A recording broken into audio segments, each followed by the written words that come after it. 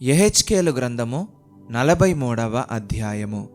తరువాత అతడు తూర్పు తట్టు చూచు గుమ్మమునకు నన్ను తోడుకొని రాగా, ఇశ్రాయేలీయుల దేవుని ప్రభావము తూర్పు దిక్కున కనబడెను. దాని నుండి పుట్టిన ధ్వని విస్తార జలముల ధ్వని వలె వినబడెను. ఆయన ప్రకాశము చేత భూమి ప్రజ్వరిల్లెను. నాకు కనబడు దర్శనము పట్టణమును నాశనము చేయుటకై నేను రాగా, నాకు కనబడిన దర్శనము వలె నుండెను. మరియు కెబారు నది దగ్గర నాకు కనబడిన దర్శనము వంటి దర్శనములు నాకు కనబడగా నేను సాగిలబడితిని. తూర్పు తట్టు చూచు గుమ్మపు మార్గమున యెహోవా తేజో మహిమ మందిరములోనికి ప్రవేశించెను. ఆత్మ నన్ను ఎత్తి లోపటి ఆవరణములోనికి తీసుకొని రాగా, యెహోవా తేజో మహిమతో మందిరము నిండియుండెను. మందిరములో నుండి ఒకడు నాతో మాటలాడినట్టు నాకు శబ్దము వినబడెను. అప్పుడు నా యొద్ద నిలిచినవాడు నాతో ఇట్లనెను, నరపుత్రుడా, ఇది నా గద్దె స్థలము, నా పాదపీఠము. ఇక్కడ నేను ఇశ్రాయేలీయుల మధ్య నిత్యమును నివసించదను. వారు ఇకను జారత్వము చేసి తమ రాజుల కళేబరములకు ఉన్నత స్థలములను కట్టి తామైనను తమ రాజులైనను నా పరిశుద్ధ నామమును అపవిత్రపరచకయుందురు. నాకును వారికిని మధ్య గోడ మాత్రముంచి నా గడప దగ్గర వారి స్థలముల గడపలను, నా ద్వారబంధముల దగ్గర వారి ద్వారబంధములను కట్టి, తాము చేసిన హేయక్రియల చేత నా పరిశుద్ధ నామమునకు దూషణ కలుగుటకై వారు హేతువులైరి గనక నేను కోపావేశుడనై వారిని నాశనము చేసి తిని. వారు జారత్వము మాని తమ రాజుల కళేబరములను నా యొద్ద నుండి దూరమునకు కొనిపోయిన ఎడల వారి మధ్యను నేనెల్లప్పుడూ నివసింతును. కాబట్టి నరపుత్రుడా, ఇశ్రాయేలీయులు తాము చేసిన దోషములను బట్టి సిగ్గుపడునట్లు ఈ మందిరమును వారికి చూపించుము. వారు దాని వైఖరిని కనిపెట్టవలెను. తాము చేసిన వాటన్నిటిని బట్టి వారు సిగ్గుపడిన ఎడల మందిరము యొక్క వైఖరిని, దాని ఏర్పాటును, బహిర్గమ స్థానములను, అంతర్గమ స్థానములను, దానిని గూర్చిన మర్యాదలన్నిటినీ, విధులన్నిటినీ, దాని ఆచారములను, క్రమములను వారికి కనుపరచి, వారు ఆ ఆచార విధులన్నిటినీ గైకొని ఆచరించున్నట్లు వారు చూచుచుండగా వాటిని వ్రాయించుము. ఆ మందిరమును గూర్చిన విధి ఏదనగా, పర్వతము మీద దానికి చేరికైన స్థలమంతయు అతి పరిశుద్ధము. మందిరమును గూర్చిన విధి ఇదియే: మూరల కొల చొప్పున బలిపీఠము యొక్క కొలత ఎంతనగా మూరెడు, అనగా మూరెడు జేనెడు బలిపీఠమునకు పీఠమొకటి ఉండవలెను. దాని డొలుపు మూరెడెత్తును, మూరెడు వెడల్పును, చుట్టూ దాని చూరు జేనెడు విచిత్రమైన పనిగలదిగాను ఉండవలెను. నేలమీద కట్టబడిన డొలుపు మొదలుకొని క్రింది చూరు వరకును ఎత్తు 2 మూరలు, వెడల్పు మూరెడు, మరియు చిన్న చూరు మొదలుకొని పెద్ద చూరు వరకు 4 మూరలు, దాని వెడల్పు మూరెడు. దేవుని కొండయ్యను భాగము 4 మూరలు. దేవాగ్ని గుండము నుండి పైకి 4 కొమ్ములుండెను. దేవాగ్ని గుండము 12 మూరల కొలతగలదై చచ్చౌకముగా నుండెను. మరియు చూరు నిడివియు వెడల్పును నలుదిశలా 14 మూరలు.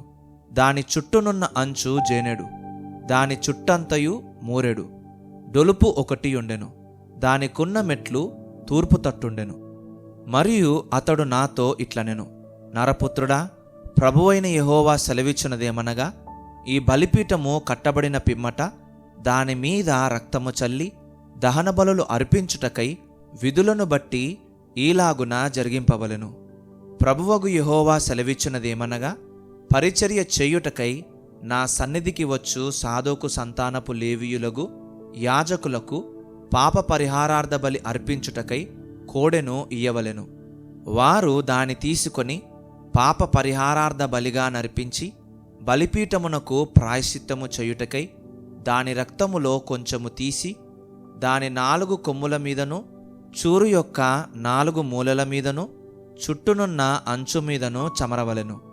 తరువాత పాప పరిహారార్థ బలియగు ఎద్దును తీసి పరిశుద్ధ స్థలము అవతల మందిరమునకు చేరిన నిర్ణయ స్థలములో దానిని దహనము చేయవలెను. 2వ దినమున పాప పరిహారార్థ బలిగా నిర్దోషమైన యొక్క మేకపిల్లను అర్పింపవలెను. కోడె చేత బలిపీఠమునకు పాప పరిహారము చేసినట్లు మేకపిల్ల చేతను పాప పరిహారము చేయవలెను. దాని నిమిత్తము పాప పరిహారము చేయుట చాలించిన తరువాత నిర్దోషమైన కోడెను నిర్దోషమైన పొట్టేలును అర్పింపవలెను. యెహోవా సన్నిధికి వాటిని తేగా యాజకులు వాటి మీద ఉప్పు చల్లి దహనబలిగా యెహోవాకు అర్పింపవలెను. 7 దినములు వరుసగా పాప పరిహారార్థ బలిగా ఒక మేకపిల్లను ఒక కోడెను నిర్దోషమైన ఒక పొట్టేలును వారు సిద్ధపరచవలెను. 7 దినములు యాజకులు బలిపీఠమునకు ప్రాయశ్చిత్తము చేయుచు దానిని పవిత్రపరచుచు ప్రతిష్ఠించుచు నుండవలెను. ఆ దినములు తీరిన తర్వాత 8వ దినము మొదలుకొని యాజకులు బలిపీఠము మీద మీ దహన బలులను మీ సమాధాన బలులను అర్పింపగా నేను మిమ్మును అంగీకరించదను. ఇదే ప్రభువగు యెహోవా వాక్కు. యెహెజ్కేలు గ్రంథము 44వ అధ్యాయము. తూర్పు తట్టు చూచు పరిశుద్ధ స్థలము యొక్క బయటి గుమ్మపు మార్గమునకు అతడు నన్ను తోడుకొని రాగా ఆ గుమ్మము మూయబడి ఉండెను. అంతటా యెహోవా నాతో ఈ మాట సెలవిచ్చెను. ఇశ్రాయేలీయుల దేవుడైన యెహోవా ఈ గుమ్మము ద్వారా ప్రవేశించును గనక ఏ మానవుడును దాని ద్వారా ప్రవేశింపకుండునట్లు ఎన్నడునూ తీయబడకుండా అది మూయబడియేయుండును. అధిపతి యగువాడు తన ఆధిపత్యమును బట్టి యెహోవా సన్నిధిని ఆహారము భుజించునప్పుడు అతడచ్చట కూర్చుండును. అతడైతే మంటప మార్గముగా ప్రవేశించి మంటప మార్గముగా బయటికి పోవలెను. అతడు ఉత్తరపు గుమ్మము మార్గముగా మందిరము ఎదుటికి నన్ను తోడుకొని వచ్చెను.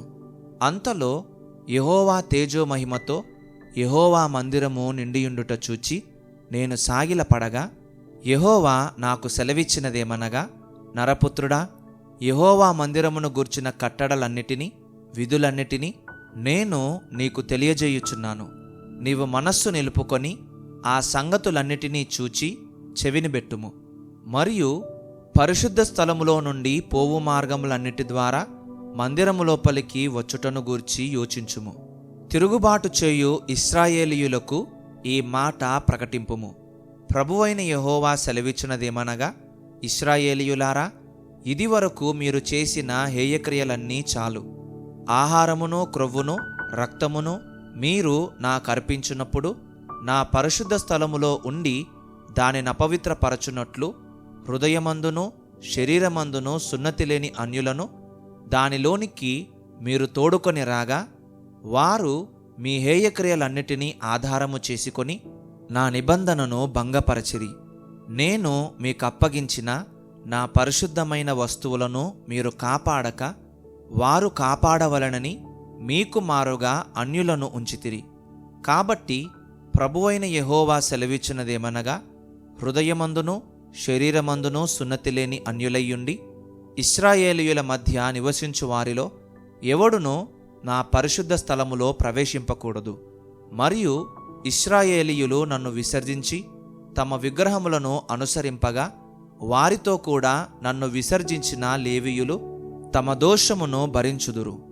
అయినను వారు నా పరిశుద్ధ స్థలములో పరిచర్య చేయువారు. నా మందిరమునకు ద్వారపాలకులై మందిర పరిచర్య జరిగించువారు. ప్రజలకు బదులుగా వారే దహనబలి పశువులను బలిపశువులను వధించువారు. పరిచర్య చేయుటకై వారే జనుల సమక్షమున నియమింపబడినవారు. విగ్రహముల ఎదుట జనులకు పరిచారకులై ఇశ్రాయేలీయులు తొట్టిల్లి పాపము చేయుటకు వారు కారకులైరి గనుక నేను వారికి విరోధినైతిని. వారు తమ దోషమును భరించుదురు. ఇదే ప్రభువైన యెహోవా వాక్కు. తమ అవమానమును తాము చేసిన హేయక్రియలకు రావలసిన శిక్షను వారనుభవించుదురు. వారు యాజకత్వము జరిగించుటకై నా సన్నిధికి రాకూడదు. పరిశుద్ధ వస్తువులను గాని అతి పరిశుద్ధ వస్తువులను గాని ముట్టకూడదు.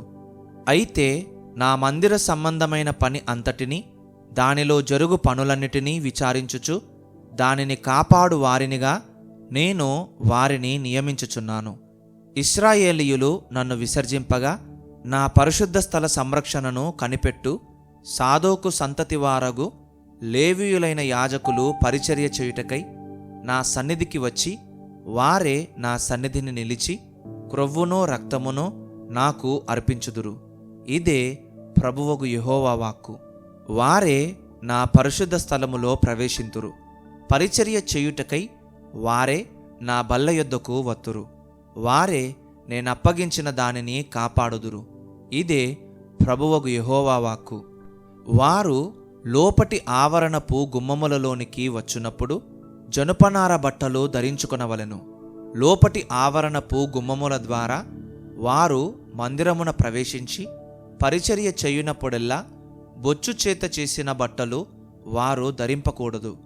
అవిసెనార పాగలు ధరించుకొని నడుములకు జనపనార బట్ట కట్టుకొనవలెను. చెమట పుట్టించున్నదేదైనను వారు ధరింపకూడదు.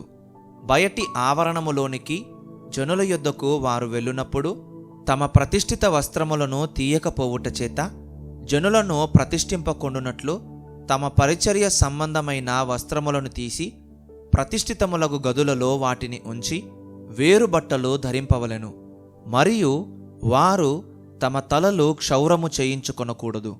తల వెండ్రుకలు పెరగనీయక కత్తెరతో మాత్రము వాటిని కత్తిరింపవలెను. లోపటి ఆవరణములో చొచ్చునప్పుడు ఏ యాజకుడును ద్రాక్షారసము పానము చెయ్యకూడదు. వారు విధవరాండ్రనైనను విడువబడిన దానినైనను పెళ్లి చేసుకొనకూడదు గాని ఇశ్రాయేలీయుల సంతతి వారగు కన్యలనైనను యాజకులకు భార్యలై విధవరాండ్రుగానున్న వారినైనను చేసుకొనవచ్చును. ప్రతిష్ఠితమైనదేదో ప్రతిష్ఠితము కానిదేదో పవిత్రమైనదేదో అపవిత్రమైనదేదో కనుగొనుటకు వారు నా జనులకు నేర్పునట్లు జనులు వ్యాజ్యమాడునప్పుడు నా విధులను బట్టి వారికి తీర్పు తీర్చుటకై వారు తీర్పరులుగా నియమింపబడుదురు. నేను నియమించిన విధులను బట్టియు కట్టడలను బట్టియు నా నియామక కాలములను జరుపుదురు. నా విశ్రాంతి దినములను ఆచరించుదురు. తండ్రిదియు తల్లిదియు కుమారునిదియు కుమార్తెదియు సహోదరునిదియు పెండ్లికాని సహోదరిదియు శవమును ముట్టి అంటుపడవచ్చును. అయితే మరి ఏ మనుష్య శవమును గాని ముట్టి అంటుపడకూడదు.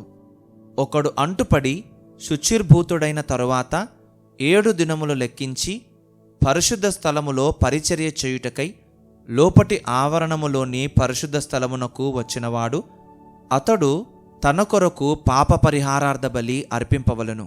ఇదే ప్రభువైన యెహోవా వాక్కు. వారికి స్వాస్థ్యమేదనగా నేనే వారికి స్వాస్థ్యము. ఇశ్రాయేలీయులలో వారికెంత మాత్రమునో స్వాస్థ్యము ఇయ్యకూడదు. నేనే వారికి స్వాస్థ్యము. నైవేద్యములను పాప పరిహారార్థ బలిమాంసమును అపరాధ పరిహారార్థ బలిమాంసమును వారికి ఆహారమవును. ఇశ్రాయేలీయుల చేత దేవునికి ప్రతిష్ఠితములగు వస్తువులన్నీయు వారివి. మీ ప్రతిష్ఠితార్పణములన్నిటిలోనూ తొలిచూలు వాటన్నిటిలోనూ మొదటివియు ప్రథమ ఫలములన్నిటిలోనూ మొదటివియు యాజకులవగును. మీ కుటుంబములకు ఆశీర్వాదము కలుగునట్లు మీరు ముందుగా పిసికిన పిండి ముద్దను యాజకులకియ్యవలెను. పక్షులలోనూ పశువులలోనూ తనకు తాను చచ్చిన దానిని గాని చీల్చబడిన దానిని గాని యాజకులు భుజింపకూడదు. యెహెజ్కేలు గ్రంథము 45వ అధ్యాయము. మీరు చీట్లు వేసి దేశమును విభాగించున్నప్పుడు భూమిలో ఒక భాగమును ప్రతిష్ఠితార్పణముగా యెహోవాకు ప్రతిష్ఠింపవలెను. దానికి 25,000 కొలకర్రల నిడివియు 10,000 కొలకర్రల వెడల్పును ఉండవలెను. ఈ సరిహద్దులన్నిటిలోగానున్న భూమి ప్రతిష్ఠితమగును. దానిలో పరిశుద్ధ స్థలమునకు 500 కొలకర్రల చచ్చౌకము ఏర్పడవలెను. దానికి నలుదిశలా 80 మూరల మైదానముండవలెను. కొలవబడిన ఈ స్థలము నుండి 25,000 కొలకర్రల నిడివియు 10,000 కొలకర్రల వెడల్పును గల ఒక చోటు కొలిచివేయవలెను. అందులో మహాపరిశుద్ధ స్థలముగా ఉన్న పరిశుద్ధ స్థలముండును. యెహోవాకు పరిచర్య చేయుటకై ఆయన సన్నిధికి వచ్చి పరిచర్య చేయుచున్న యాజకులకు ఏర్పాటైన ఆ భూమి ప్రతిష్ఠిత స్థలముగా ఎంచబడును. అది వారి ఇండ్లకు నివేశమై పరిశుద్ధ స్థలమునకు ప్రతిష్ఠితముగా ఉండును. మందిరములో పరిచర్య చేయుచున్న లేవీయులు ఇండ్లు కట్టుకొని నివసించున్నట్లు 25,000 కొలకర్రల నిడివియు 10,000 కొలకర్రల వెడల్పును గల యొక్క ప్రదేశమును వారికి స్వాస్థ్యముగా 20 గదులను ఏర్పాటు చేయవలెను.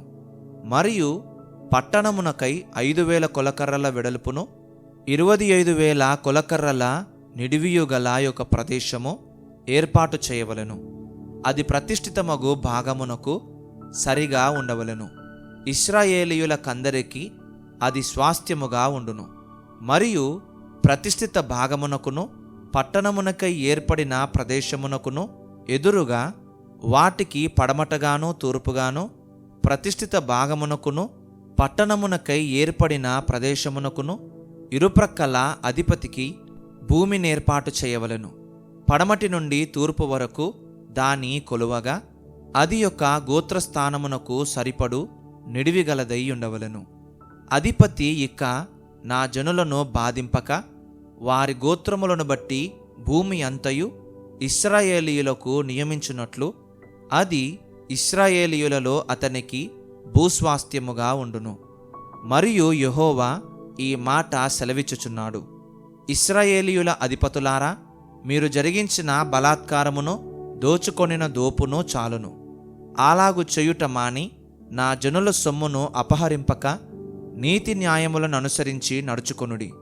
ఇదే ప్రభువగు యెహోవా వాక్కు. కరా త్రాసులను, కరా పడిని, కరా తూమును, ఒక్కటే పడియు ఒక్కటే తూమును మీరుంచుకొనవలెను. తూము పందుములో 10వ పాలు పట్టునదై ఉండవలెను. పందుము మీకు పరిమాణముగా నుండవలెను. తులమొకటింటికి 20 చిన్నముల ఎత్తును, అరవీస ఒకటింటికి 20 తులముల ఎత్తును, 25 తులముల ఎత్తును, 15 తులముల ఎత్తును ఉండవలెను. ప్రతిష్ఠితార్పణలు ఈ ప్రకారముగా చెల్లింపవలెను. 180 పళ్ళ గోధుమలలో 3 పళ్ళ వంతునను, 180 పళ్ళ యవలలో 3 పళ్ళ వంతునను చెల్లింపవలెను. తైలము చెల్లించున్నదెట్లనగా 180 పళ్ళ నూనెలో పడియు 30 వంతున చెల్లింపవలెను.